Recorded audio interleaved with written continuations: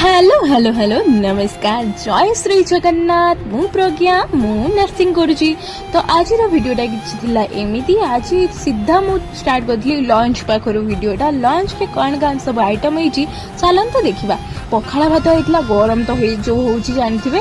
तो पखाड़ भात सागर पोई आलूर गोटे बेसर होता आलू चकटा होता शाग भजा होता नड़िया चटनी सागर पियाज आउ बड़ी चूरा देखिपे आउ गोटे मस्त आइटम टे मम्मी करुँची। चलतु मो मम्मी पाख नहीं आपण को देखिए से देखिपे सुंदर सुंदर पकुड़ी पखाड़ सागर पकुड़ी पियाज ये सब खाइबा क्या भल लगे कमेंट माध्यम निश्चित जनइबे। तो पकुड़ी छणा है रेडी होला परे आमे पखाड़ भात सागर ए सब एंजॉय करिवु।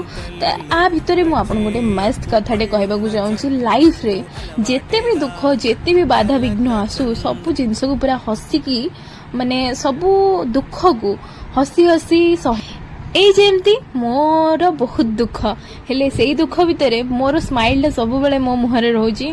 लोक को देखा किसी दरकार नहीं कारण लोक ये तुम कथा को परवाह करेनि। सो लोक को देखिकी लोक लज्जित हवा माने से माने कहबे अरे तू तो एक्टिंग करुचु तोर किछि भी हेइनी एमतीका जिनस ही आपन सुनिया माने मिलिबो।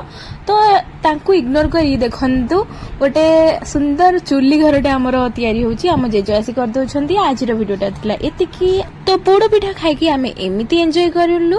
रहिली जय श्री जगन्नाथ एडवांस हैप्पी रछ।